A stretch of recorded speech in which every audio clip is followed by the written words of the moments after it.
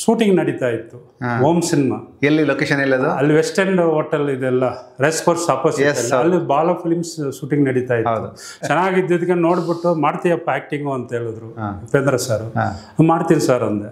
ಅನುರಾಗ ಸಂಗಮ release ಆದ್ಮೇಲೆ ಸಾಧು thriller ಮಂಜು ಅವ್ರ ಜೊತೆ ಆ ಸಿನಿಮಾ, ನಾನು ಅದರಲ್ಲಿ ರಾಮರೆಡ್ಡಿ ವಿಲ್ಲನ್ ತೆಲುಗು ಆಕ್ಟರ್, ಅವ್ರ ಜೊತೆ ತಮ್ಮ ರೋಲು ಫುಲ್ ಫೇಸ್ ಕೂಡ ಹೋಲುತ್ತೆ.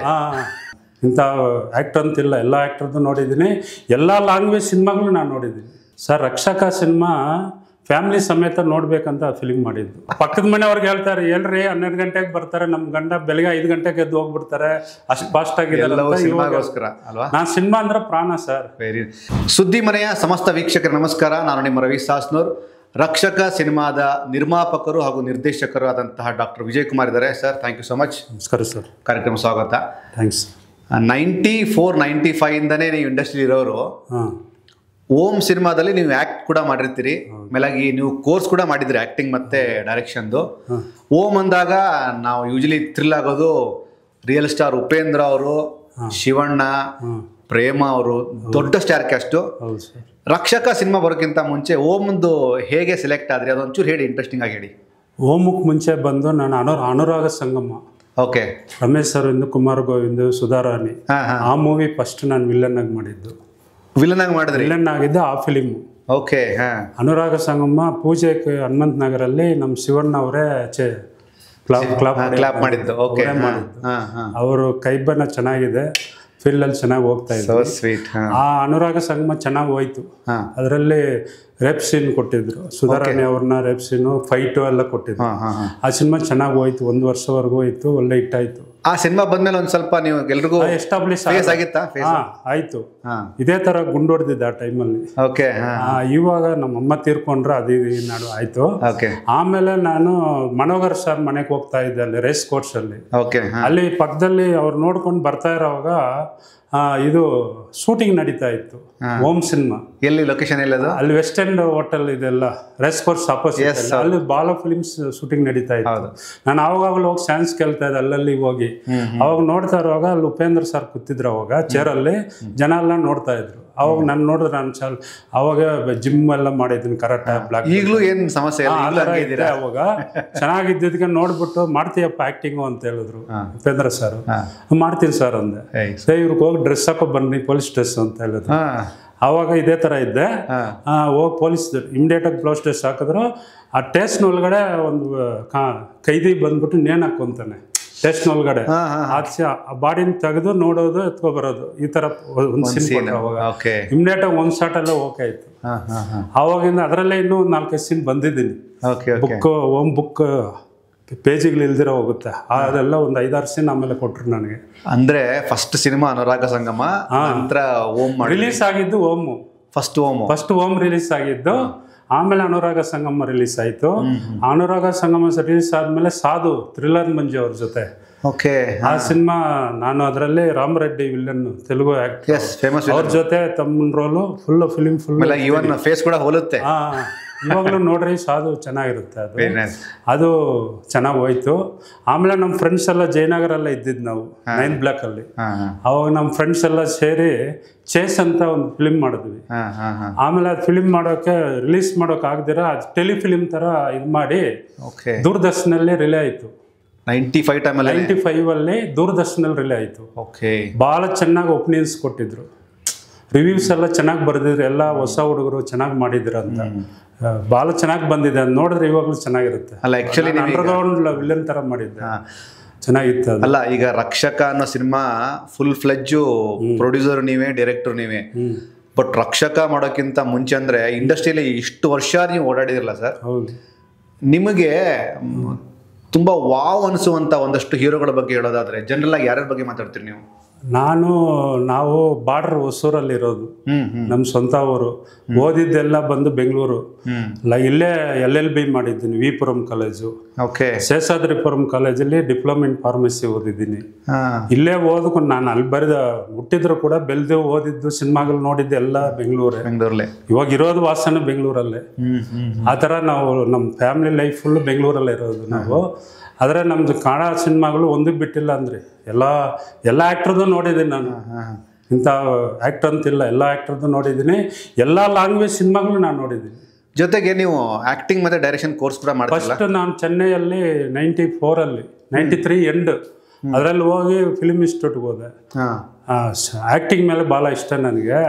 ಅವಾಗ ನಮ್ಮ ಮನೆಯಲ್ಲಿ ಯಾರು ಸಿನಿಮಾ ಫೀಲ್ಡಲ್ಲಿ ಇಲ್ಲ ಅಂದ್ಬಿಟ್ಟು ಆ್ಯಕ್ಟಿಂಗ್ ಯಾರೋ ಫ್ರೆಂಡ್ಸ್ ಹೇಳಿ ಚೆನ್ನೈಗೆ ಹೋದ್ರೇ ಅಲ್ಲಿ ಫಿಲ್ಮ್ ಇನ್ಸ್ಟಿಟ್ಯೂಟ್ ಇದೆ ಅಂತ ಹೇಳಿ ಅದು ಚೆನ್ನೈಗೆ ಕರ್ಕೊಂಡು ಹೋದ್ರು. ಅವಾಗ ನಮ್ಮಪ್ಪ ಯಾರಿಗೂ ಗೊತ್ತಿಲ್ಲ ಅದ್ರ ಬಗ್ಗೆ. ಅಲ್ಲಿ ಯಾರೋ ಒಬ್ಬರನ್ನ ಫ್ರೆಂಡ್ ಇಟ್ಕೊಂಡು ಇನ್ಸ್ಟಿಟ್ಯೂಟ್ ಹೋದ್ರಿ, ಮೆಡ್ರಾಸ್ ಕ್ರಿಶ್ಚಿಯನ್ಸ್ ಕಾಲೇಜಲ್ಲಿ MCC ಅದ್ರ ಹೆಸರು, ಅದು ಫೇಮಸ್ ಕಾಲೇಜ್. ಆ ಕಾಲೇಜಲ್ಲಿ ಡಿಪ್ಲೊಮಾ ಫಿಲ್ಮ್ ಆ್ಯಕ್ಟಿಂಗ್ ಮಾಡಿದೆ, ಅದು ಕಂಪ್ಲೀಟ್ ಮಾಡಿದೆ. ಅದು ಮಾಡ್ತಾ ಇರೋವಾಗ ಒಂದು 4-5 ತಮಿಳ್ ಸಿನಿಮಾದಲ್ಲಿ ಚಿಕ್ಕ ಚಿಕ್ಕ ರೋಲ್ಸ್ ಬಂತು. ಮಾಡಿದ್ದೀನಿ ಸ್ಟಾರ್ಟಿಂಗ್ ಫಿಲ್ಮ್ ಇನ್ಸ್ಟಿಟ್ಯೂಟ್ ಮಾಡೋವಾಗ ತಮಿಳಲ್ಲಿ 3-4 ಫಿಲ್ಮ್ ಮಾಡಿದ್ದೀನಿ, ಚಿಕ್ಕ ಚಿಕ್ಕ ರೋಲ್ಸ್ ಅಂದರೆ ಒಂದು 4-5 ಸೀನ್ಸ್ ಆ ಥರ ಬರೋವಾಗ. ಆಮೇಲೆ ಡೈರೆಕ್ಷನ್ ಮಾಡಬೇಕು ಅನ್ನೋ ಆಸೆ ಇತ್ತು ನನಗೆ. ಅವಾಗ ಹಂಗೆ ಮಾಡೋಕ್ಕಾಗಲ್ಲ, ಇಲ್ಲಾಂದ್ರೆ ಯಾರ ಹತ್ರ ಅಸಿಸ್ಟೆಂಟ್ ಹೋಗ್ಬೇಕಾಗಿತ್ತು. ಸರಿ, ಅದು ಆ ಟೈಮ್ಗೆ ಆಗಿಲ್ಲ ಅಂದ್ಬಿಟ್ಟು ಡಿಪ್ಲೊಮಾ ಫಿಲ್ಮ್ ಟೆಕ್ನಾಲಜಿ ಅಂತ ಕೋರ್ಸ್ ಜಾಯಿನ್ ಮಾಡಿದೆ ರೇ ಫಿಲ್ಮ್ ಇನ್ಸ್ಟಿಟ್ಯೂಟಲ್ಲಿ. ಅದು ಓದ್ಕೊಂಡೆ. ಸರ್ಟಿಫಿಕೇಟ್ ಇಸ್ ಗ್ರೇಟ್ ಅಲ್ಲ ಸರ್? 93 ಟೈಮಲ್ಲೇ ನೀವು ಈ ಥರದೊಂದು ಪ್ರಯತ್ನ ಮಾಡ್ತೀರಿ. 94ಇಂದ ಆಲ್ಮೋಸ್ಟ್ ಸಿನಿಮಾಗಳಿಗೆ ಕೆಲಸ ಮಾಡಿ ಇಲ್ಲಿವರೆಗೆ ಎಷ್ಟು ಸಿನಿಮಾಗಳಿಗೆ ನೀವು ಆ್ಯಕ್ಟಿಂಗ್ ಬಂದು ಸುಮಾರು ತಮಿಳು, ತೆಲುಗು, ಕನ್ನಡ ಎಲ್ಲ ಸೇರಿ ಒಂದು 35ರಿಂದ 40ವರೆಗೂ ಮಾಡಿದ್ದೀರಾ? ಎಲ್ಲ ಪೊಲೀಸ್ ಕ್ಯಾರೆಕ್ಟರ್, ಇಂಥ ಆ್ಯಂಟಿ ರೋಲ್ಸೇ ಬರುತ್ತೆ ನನಗೆ. ಬಟ್ ನಿಮಗೆ ಹೆಸರು ತಂದು ಕೊಟ್ಟಂಥ ಸಿನಿಮಾಗಳು ಯಾವ್ಯಾವುದು? ನನಗೆ ಫಸ್ಟ್ ಫಿಲ್ಮ್ಸ್ ಎಲ್ಲ ಓಮ್, ಸಾಧು, ಅನುರಾಗ ಸಂಗಮ, ಆ ಫಿಲ್ಮ್ಸ್ ಎಲ್ಲ ಭಾಳ ಚೆನ್ನಾಗಿ ಬಂತು. ಆ ಟೈಮಲ್ಲಿ ತುಂಬ ಚೆನ್ನಾಗಿತ್ತು.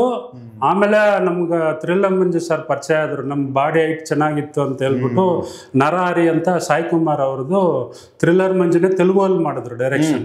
ಸಾಧು ಆದಮೇಲೆ ಅಲ್ಲಿ 35 ದಿವಸ ಬನ್ನಿ, ಶೂಟಿಂಗ್ ಇದೆ, ನಿಮ್ಗೆ ಒಳ್ಳೆ ರೋಲ್ ಇದೆ, ಬಂದ್ಬಿಡಿ ಅಂತ ಹೇಳಿದ್ರು. ಆ ಟೈಮಲ್ಲಿ ನಾನು ಹೋಗೋಕ್ಕಾಗಿಲ್ಲ, 35 ದಿವಸ ಹೈದ್ರಾಬಾದಲ್ಲಿ ಹೋಗಿರ್ಬೇಕಂದ್ರು. ಅಲ್ಲಿ ಇದಕ್ಕೆ ಜಾಗ ಇಲ್ಲ ಅಂದ್ಬಿಟ್ಟು ಹೋಗೋಕ್ಕಾಗಿಲ್ಲ ಆ ಟೈಮಿಗೆ ನಾನು. ಆ ಟೈಮಲ್ಲಿ ನಾನು ಲಾ ಓದ್ತಾ ಇದ್ದೆ, ಸಿನಿಮಾ ಮಾಡಿಕೊಂಡೆ ಓದ್ತಾ ಇದ್ದೆ ಅಲ್ಲಿ ವಿಪುರಂ ಕಾಲೇಜಲ್ಲಿ LLB ಮಾಡ್ತಾ ಇದ್ದೆ. ಆವಾಗ ಕಂಪ್ಲೀಟ್ ಆಯಿತು. ಪ್ರೊಫೆಷನ್ಗೆ ಅವಾಗ ಪ್ರಾಕ್ಟೀಸ್ಗೆ ಹೋಗ್ಬೇಕಂತ ಪ್ರಾಕ್ಟೀಸ್ ಮಾಡಿಕೊಂಡು ಸಿನಿಮಾಕ್ಕೆ ಹೋಗೋದು. 7 to 10:30 ಕಾಲೇಜ್, ವಿಪುರಂ ಕಾಲೇಜು.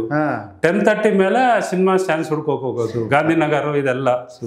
ಈ ಥರ ನೋಡಿಕೊಂಡು ಓದ್ಕೊಂಡೆ ಇದು ಮಾಡ್ಕೊಂಡಿದ್ದೆ ಸಿನಿಮಾ. ಆದರೆ ಒಳ್ಳೊಳ್ಳೆ ಸ್ಟ್ಯಾನ್ಸ್ ಬರೋವಾಗ ಪ್ರೊಫೆಷನ್ ಸ್ವಲ್ಪ ಪೀಕ್ ಆಗಿ ಹೋಯ್ತು, ಅಡ್ವೊಕೇಟ್ ಪ್ರೊಫೆಷನ್. ಆ ಟೈಮಲ್ಲಿ ಒಳ್ಳೊಳ್ಳೆ ಸಿನಿಮಾಗಳು ಬಂತು, ಮಾಡೋಕ್ಕಾಗಲಿಲ್ಲ. ಫುಲ್ ಟೈಮ್ ಪ್ಲೆಜ್ ಮಾಡೋಕ್ಕಾಗಲ್ಲ. ಮಧ್ಯಾಹ್ನವರೆಗೂ ಕೋರ್ಟಲ್ಲಿ ಇರ್ತಾ ಇದ್ದೆ, ಮಧ್ಯಾಹ್ನ ಮೇಲೆ ಇಲ್ಲಿ ಬಂದ್ಬಿಟ್ಟು ಶೂಟಿಂಗ್ ಮಾಡ್ತಾ ಇದ್ದೆ. ನೈಟ್ ಎಲ್ಲ ಮಾಡಿಬಿಟ್ಟು ತಿರ್ಗಾ ಕೋರ್ಟ್ಗೆ ಹೋಗ್ತಾ ಇದ್ದೆ. ಇವಾಗಲೂ ಅದೇ ಕಂಟಿನ್ಯೂ ನಾನು ಮಾಡ್ತಿದ್ರೆ ಅದೇ ಥರ ಹೋಗ್ತಾ ಇದೆ ನಮ್ಮ ಪ್ರೊಫೆಷನ್. ಬಟ್ ನನಗೆ ಖುಷಿಯಾಗಿದ್ದು ಆಲ್ಮೋಸ್ಟ್ 30ರಿಂದ 32 ವರ್ಷದ ಇಂಡಸ್ಟ್ರಿ ಜರ್ನಿ, ಸುಮಾರು ಸಿನಿಮಾಗಳನ್ನ ಮಾಡಿದ್ರಿ. ಹೌದು ಸರ್. ಈ ಡೈರೆಕ್ಷನ್ ಅನ್ನೋದು ಕೋರ್ಸ್ ಮಾಡಿದ್ರ ನಂತರ ಇಮಿಡಿಯೇಟ್ ಬಂದಿತ್ತು, ಬಟ್ ಮಾಡಕ್ ಸಾಧ್ಯ ಆಗ್ಲಿಲ್ವಾ? ಲೇಟ್ ಆಯ್ತಾ? ಇಲ್ಲ, ಅದು ಹೆಂಗಂತ ನನಗೆ ಆ್ಯಕ್ಟಿಂಗ್ ಫಸ್ಟ್ ಭಾಳ ಇಷ್ಟ. ಫಸ್ಟ್ ಆ್ಯಕ್ಟಿಂಗಲ್ಲಿ ಸೈನ್ ಆಗೋಣ. ಅವಾಗ ನನಗೆ ಆ್ಯಂಟಿ ರೋಲ್ಸ್ ಭಾಳ ಇಷ್ಟ. ಪ್ರಕಾಶ್ ಸರ್ ಅವಾಗ ತಮಿಳಲ್ಲಿ ಫಸ್ಟ್ ಡ್ಯೂಯೆಟಲ್ಲಿ ಬಂದರು. ಬಾಲಚಂದ್ರ ಸರ್ ಫಿಲಿಮಲ್ಲಿ ಬಂದರು. ಸ್ವಲ್ಪ ಪಾಪ್ಯುಲರ್ ಅಂದ್ರೆ ಆ್ಯಕ್ಟಿಂಗ್ ಭಾಳ ಚೆನ್ನಾಗಿತ್ತು ಅವ್ರದ್ದು. ಅದನ್ನ ನೋಡ್ಬಿಟ್ಟು ಅವ್ರ ಥರ ಆ ಟೈಮ್ಗೆ ಯಾರು ಅಂತ ಮೈನ್ ವಿಲನ್ಸ್ ಇರಲಿಲ್ಲ ಹೊಸದಾಗಿ. ಸರಿ, ಅವ್ರು ಬಂದ್ರಿಲ್ಲ, ಆ ಥರ ನಮಗೂ ಬರ್ಬೋದು, ಚಾನ್ಸ್ ಕೊಡ್ಬೋದು ಅಂದ್ರೆ ಆ ಪಿಟ್ಟಲ್ಲಿ ಇದ್ದೆ ನಾನು. ಎಕ್ಸಸೈಸ್, ಜಿಮ್ಮು, ಕರಾಟೆ ಎಲ್ಲ ತೆಗ್ದಿದ್ದೆ.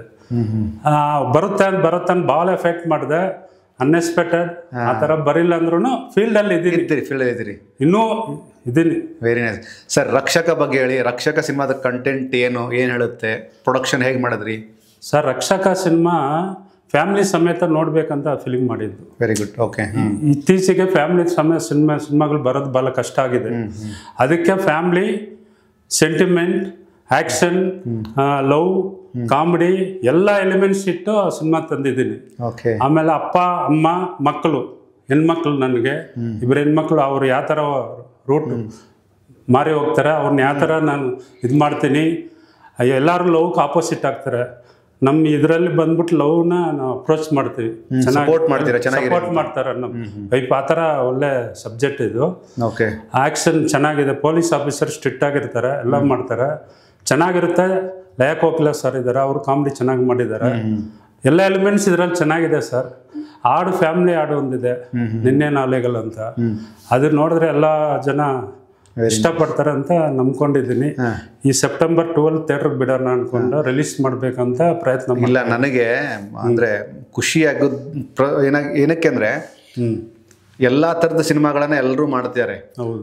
ಬಟ್ ನೀವು ಇಂಡಸ್ಟ್ರಿ ಇಷ್ಟು ವರ್ಷದಿಂದ ಇದ್ದು ಆ್ಯಕ್ಟಿಂಗ್ನ ಫೋಕಸ್ ಮಾಡಿ ಆ್ಯಕ್ಟಿಂಗ್ ಮಾಡ್ತಾ ನೀವು ಡೈರೆಕ್ಷನ್ ಮಾಡ್ಬೇಕು ಅನ್ಕೊಂಡಿದ್ರಿ. ಕೊನೆಗೂ ರಕ್ಷಕ ಅನ್ನುವಂಥ ಸಿನಿಮಾ ಆಯಿತು.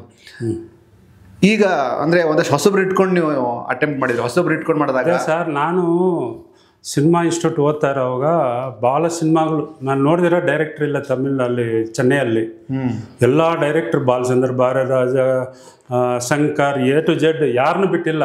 ಇಲ್ಲಿ ಬೆಂಗಳೂರು ಬಂದು ಯಾವ ಡೈರೆಕ್ಟರ್ ಬಿಟ್ಟಿಲ್ಲ. ನಾನು ಎಲ್ಲ ಡೈರೆಕ್ಟ್ರ್, ಎಲ್ಲ ಲ್ಯಾಂಗ್ವೇಜ್ ಡೈರೆಕ್ಟರ್ ನಾನು ಕೇಳ್ತಾ. ಅವಾಗ ಚೆನ್ನೈಯಲ್ಲಿ ಎಲ್ಲ ಡೈರೆಕ್ಟರ್ ಇರ್ತಾ ಇದ್ರು. ಅವಾಗ ಈ ನಡುವೆ ಇಲ್ಲಿ ಬೇರೆ ಬೇರೆ ಸ್ಟೇಟ್ಸ್ ಇರ್ತಾ ಇದ್ರು. ಅವಾಗ ಚೆನ್ನೈಯಲ್ಲಿ ಎಲ್ಲ ಭಾಷೆ ಡೈರೆಕ್ಟ್ರು, ಆ್ಯಕ್ಟರ್ಸ್, ಡಿಸ್ಟ್ರಿಬ್ಯೂಟರ್ಸ್, ಪ್ರೊಡ್ಯೂಸರ್ಸ್ ಎಲ್ಲ ಇರ್ತಾ ಇದ್ರು. ಆಫೀಸ್ ಇರ್ತಾ ಇತ್ತು. ಆಫೀಸಲ್ಲಿ ಹೋಗಿ ಬೆಳಗ್ಗೆ 7 ಗಂಟೆಗೆ ಹೋಗಿ ನಿಂತ್ಕೊಂಡು ಸೆನ್ಸ್ ಕೇಳೋದು, ಆ್ಯಕ್ಟಿಂಗ್ ಸೆನ್ಸ್ ಕೊಡಿ ಅಂತ. ಪಿಕ್ಚರ್ ತುಂಬ ಚೆನ್ನಾಗಿತ್ತಲ್ಲ ಅದು. ಆ ಲೈಫ್ ಚೆನ್ನಾಗಿತ್ತು ಅಲ್ವಾ. ಇವಾಗ ಇದು ಬಂದ್ಬಿಟ್ಟು ಡಿಜಿಟಲ್ ಬಂದ್ಮೇಲೆ ಸಿನಿಮಾ ಮೇಲೆ ಎಲ್ಲರೂ ಆ್ಯಕ್ಟರ್ ಆಗ್ಬಿಟ್ರಿ, ಎಲ್ಲರೂ ಡೈರೆಕ್ಟರ್ ಆಗ್ಬಿಟ್ರಿ, ಎಲ್ಲರೂ ಎಲ್ಲಾರ ಕಡೆಯವರು ಅದು ಸಿನಿಮಾಗ ವ್ಯಾಲ್ಯೂ ಹೋಗ್ಬೋಯ್ತು ಇವಾಗಿರೋ. ಆವಾಗ ಬಂದ್ಬಿಟ್ಟು ಸಿನಿಮಾಲ ಒಂದು ಸಣ್ಣ ಸೀನ್ ಕಾಣಿಸ್ಕೋಬೇಕಂದ್ರೆ ಬಹಳ ಕಷ್ಟ ಬೀಳ್ಬೇಕಾಗಿತ್ತು ಅಲ್ವಾ. ಇವಾಗ ಈಸಿ ಆಗೋಯ್ತು. ನಿಜ ನಿಜ ನಿಜ. ಬಟ್ ಏನೇ ಅಂದ್ರು ಸಿನಿಮಾ ಮೇಲಿನ ಪ್ರೀತಿ ವಿಜಯ್ ಕುಮಾರ್ ಅವ್ರಿಗೆ ಕಮ್ಮಿ ಆಗಿಲ್ಲಲ್ಲ. ಅಯ್ಯೋ ಸೂಪರ್. ಇವಾಗಲೂ ನಮ್ಮ ಮನೆಯಲ್ಲಿ ಒಂದೇ ಗಲಾಟೆ, ಈ ವಯಸ್ಸಲ್ಲಿ ಏನು ನೀನು ಹೋಗ್ತೀಯ ಅಂತ. ನನಗೆ 50 ವಯಸ್ಸಾಗಿದೆ, ನನ್ನ ಮಗನಿಗೆ 21 ವಯಸ್ಸಾಗಿದೆ. ಆದ್ರೂ ನಾನು ಬಿಡಲ್ಲ. ಇವಾಗಲೂ ನೋಡಿ, ಇವಾಗ ನೈಟ್ 12 ಗಂಟೆ ಹೋಗಿ ಮಲಗ್ತೀನಿ, ಬೆಳಗ್ಗೆ 4-5 ಗಂಟೆಗೆ ಎದ್ದು ಬಂದ್ಬಿಡ್ತೀನಿ. ಜಸ್ಟ್ ಇವಾಗ ನಾನು ಇಂಟ್ರೋಗೆ ಬರೋಕೆ ಮುಂಚೆ ನಮ್ಮ ವೈಫು ನಾನು ಗಲಾಟೆ ಮಾಡ್ಕೊಂಡೇ ಬಂದಿದ್ದು. ಪಕ್ಕದ ಮನೆಯವ್ರಿಗೆ ಹೇಳ್ತಾರೆ, ಹೇಳ್ರಿ 12 ಗಂಟೆಗೆ ಬರ್ತಾರೆ ನಮ್ಮ ಗಂಡ, ಬೆಳಗ್ಗೆ 5 ಗಂಟೆಗೆ ಎದ್ದು ಹೋಗ್ಬಿಡ್ತಾರೆ, ಅಷ್ಟು ಫಾಸ್ಟ್ ಆಗಿದೆ. ನಾನು ಸಿನಿಮಾ ಅಂದ್ರೆ ಪ್ರಾಣ ಸರ್. ಜೊತೆಗೆ ದೊರೆ ಭಗವಾನ್ ಸರ್ದು ಹಂಗೆಲ್ಲ ಸರ್, ಅವರೇವರೆಗೂ ಅವ್ರ ಸಿನಿಮಾಗಳನ್ನೇ ಮಾಡಿ. ಅವ್ರ ಆಫೀಸ್ ಮನೆಗೆ ಹೋಗಿದ್ದೆ ಸರ್. ಹೌದಾ? ಅವ್ರ ಮನೆಗೆ ಹೋಗಿದ್ದೆ. ನನ್ಗೆ ಫುಲ್ ಇದು ಸರ್, ಅವ್ರಿಗೂ ನಮಗೆ ಚೆನ್ನಾಗಿತ್ತು. ಓಕೆ. ಹಳೆ ಕಾಲದಲ್ಲೇ ಎಲ್ಲ ಸೀನಿಯರ್ ಡೈರೆಕ್ಟರ್ಗೆ ಅಂದರೆ ಇಷ್ಟ. ಇವಾಗ ನಿರ್ದೇಶಕರ ಸಂಘದಲ್ಲಿ ನಾನು ಮೆಂಬರು, ಕನ್ನಡ ನಿರ್ದೇಶಕರ ಸಂಘದಲ್ಲಿ. ಆಮೇಲೆ ಪ್ರೊಡ್ಯೂಸರ್ ಇದರಲ್ಲಿ ಮೆಂಬರ್. ಯಾಕಂತೆ ನಾನು ಸ್ಟಾರ್ಟಿಂಗಿಂದ ಕೇಳಿ ಸ್ಯಾನ್ಸ್ ನನಗೆ ಅವಕಾಶ ಭಾಳ ಕಡಿಮೆ ಸಿಕ್ತು. ಅವಮಾನ ಜಾಸ್ತಿ ಆಯಿತು, ಸ್ಯಾನ್ಸ್ ಕಡಿಮೆ ಸಿಕ್ತು. ಅದಕ್ಕಂತ ನಾನು ಯಾರು ಬಂದು ಸ್ಯಾನ್ಸ್ ಅಂತ ಬರೋವಾಗ ಅವ್ರು ಒಳ್ಳೆಯವ್ರು ಕೊಡಬೇಕು, ಹೊಸವ್ರಿಗೆ ಹೊಸ ಮುಖರು ಪರಿಚಯ ಮಾಡಬೇಕಂತ ನಾನು ಮಾಡಿರೋ. ಇವಾಗ ಕಡಿಮೆ ಅಂದರೆ 5 ಫಿಲಿಮ್ ಡೈರೆಕ್ಷನ್ ಮಾಡ್ತಾ ಇದ್ದೀನಿ. 5 ಸಿನಿಮಾದಲ್ಲಿ ಹೊಸವ್ರಿಗೆ 90% ಕೊಟ್ಟಿರೋದು. ವೆರಿ ಗುಡ್ ಸರ್, ವೆರಿ ಹೊಸ ಮುಖಕ್ಕೆ ಪರಿಚಯ ಮಾಡಿರೋದು. ಒಳ್ಳೆಯದಾಗಲಿ. ಟೆಕ್ನಿಷಿಯನ್ಸ್ ಆಲ್ಸೋ, ಹೀರೋಯಿನ್ಸ್ ಎಲ್ಲರೂ ಹೊಸವ್ರಿಗೆ ಕೊಟ್ಟಿದ್ದೀನಿ. ಅದ್ರ ಮೇಲೆ ಜನಕ್ಕೆ ಬಿಟ್ಟಿದ್ದೀನಿ. ಪಬ್ಲಿಕ್ಕು ಯಾವ ಥರ ರಿಸಲ್ಟ್ ಕೊಡ್ತಾರ ಜನ ಕೈಯಲ್ಲಿದೆ. ರಕ್ಷಕ ಸರ್ ಫಿಲಮ್ ಎಲ್ಲೆಲ್ಲಿ ಶೂಟ್ ಮಾಡಿದ್ರಿ, ಅದೊಂದು ಇನ್ಫಾರ್ಮೇಶನ್ ಕೊಡಿ ಆಡಿಯನ್ಸ್. ಬೆಂಗಳೂರು ಸರೌಂಡಿಂಗ್ ಫುಲ್ ಎಲ್ಲ ಕಡೆ ನೋಡಿದ್ವಿ. RR ನಗರ್ ಮಾಡಿದ್ವಿ, ಬೆಂಗಳೂರು ಫೋಟೋ ಸ್ಟೋರೀಸ್ ಮಾಡಿದ್ವಿ. ಆಮೇಲೆ ಈ ಕಡೆ ಬೈರೇಶ್ವರ ನಗರ, ನಾಗರಬಾವಿ ಸರೌಂಡಿಂಗ್ ಎಲ್ಲ ಬೆಂಗಳೂರು ಒಳಗಡೆ ಬೆಂಗಳೂರೇ ಮಾಡಿದ್ರಿ. ಹೌದು, ಎಲ್ಲಿ ಬೇರೆ ಕಡೆ ಹೋಗೇ ಇಲ್ಲ. ಸೆನ್ಸಾರ್ ಸರ್, ಸೆನ್ಸರ್ ಆಗಿದೆ. ಸೆನ್ಸಾರ್ ಆಗಿದೆ ಸರ್. ಸೆನ್ಸಾರಲ್ಲಿ ನನಗೆ ಸೆನ್ಸಾರ್ ಆಫೀಸರ್ ಫೈಟ್ ಆಯ್ತು ಜಾಸ್ತಿ. ಯಾಕಂದ್ರೆ ನಾನು ಫ್ಯಾಮಿಲಿ ಸಮೇತ ಸಿನಿಮಾ ನೋಡ್ಬೇಕು, ನಾನು ಯು ಸರ್ಟಿಫಿಕೇಟ್ ಕೊಡಿ ಅಂದೆ. ಅವರು ನೋಡ್ಬಿಟ್ಟು ಒಂದು ಗಂಜಾ ಸೀನ್ ಒಂದಿತ್ತು, ಹಿಂಗೆ ಈ ಥರ ಹುಡುಗರದು, ಅದ್ರನ್ನ ಕಟ್ ಮಾಡಿದ್ರೇನೆ ನಾನು ಯು ಕೊಡ್ತೀನಿ 13, ಇಲ್ಲಾಂದ್ರೆ ಯು 16+ ಕೊಡ್ತೀನಿ ಅಂತ ಹೇಳಿ. ನಾನಿಲ್ಲ ಸರ್, ಈ ಸಿನಿಮಾ ಬಂದ್ಬಿಟ್ಟು ಚಿಕ್ಕ ಮಕ್ಕಳಿಂದ ದೊಡ್ಡವ್ರವ್ರು ಕುತ್ಕೊಂಡು ನೋಡಬೇಕು, ಫ್ಯಾಮಿಲಿ ಎಂಟರ್ಟೈನ್ಮೆಂಟ್ ಸಿನಿಮಾ ಥರ ನೋಡಬೇಕು, ನನಗೆ ಇವನೇ ಬೇಕಂತೆ. ಇಲ್ಲ, ಅವರು ನೀನು ಇದು ಮಾಡಿದ್ರೆ ಕೊಡ್ತೀನಿ ಇಲ್ಲ ಅಂದ್ಬಿಟ್ಟು ಕಳಿಸ್ಬಿಟ್ರು. ನಾನು ಲಾಸ್ಟ್ ಆಗಸ್ಟ್ 1ನೇ ತಾರೀಕು ರಿಲೀಸ್ ಮಾಡ್ಬೇಕು ಅನ್ಕೊಂಡಿದ್ದು. ಸೆನ್ಸರ್ ಲೇಟ್ ಆಗಿದ್ದಕ್ಕೆ ತಿರ್ಗಾ ಅದೆಲ್ಲ ತೆಗೆದ್ಬಿಟ್ಟು ಬನ್ನಿ, ಆಮೇಲೆ ನಾನು ಕೊಡ್ತೀನಿ ಅಂತ ಹೇಳಿದ್ರು. ಆಮೇಲೆ 23 ದಿವಸ ಮೇಲೆ ಇಲ್ಲಿ ತಿರ್ಗಾ ಅವರು ಕೇಳಿದ್ದೆಲ್ಲ ಕರೆಕ್ಷನ್ ಮಾಡಿ ಇದು ಮಾಡಿ ಎಲ್ಲ ಕೊಟ್ಟು ಸಬ್ಮಿಟ್ ಮಾಡಿ ಸೆನ್ಸರ್ ತಗೊಳ್ಳೋಕ್ಕೆ ಕರೆಕ್ಟಾಗಿ ಆ ಡೇಟ್ ಹೋಯ್ತು. ಇನ್ನೊಂದು 4 ದಿವಸ 3 ದಿವಸ ಮುಂಚೆ ಬಂತು, ರಿಲೀಸ್ ಡೇಟ್ ಮುಂಚೆ. ಆಗಲ್ಲ ಅಂದ್ಬಿಟ್ಟು 1 ತಿಂಗಳು ಪೋಸ್ಟ್ ಮ್ಯಾನ್ ಮಾಡಿಬಿಟ್ಟು ಸೆಂಟ್ರಲ್ ಕಿಡ್ನಾಪ್ ಕಾವ್ಯ ಅಂತ ಸಿನಿಮಾ ಅದಕ್ಕೆ ರಿಲೀಸ್ ಮಾಡಿದ್ವಿ. ನಾನು ಪ್ರೊಡ್ಯೂಸರು, ಅದರಲ್ಲಿ ಮೈನ್ ಖಳನಾಯಕನಾಗಿ ಮಾಡಿದ್ದೀನಿ. ರಕ್ಷಕ ಸಿನಿಮಾದಲ್ಲಿ ಹಾಗಾದ್ರೆ ನೀವು ನಿರ್ಮಾಪಕರು, ನಿರ್ದೇಶಕರು, ಒಬ್ಬ ಆಕ್ಟ್ರು, ಆಲ್ಮೋಸ್ಟ್ ಎಲ್ಲವನ್ನು ಹ್ಯಾಂಡಲ್ ಮಾಡಿದ್ದೀರಿ.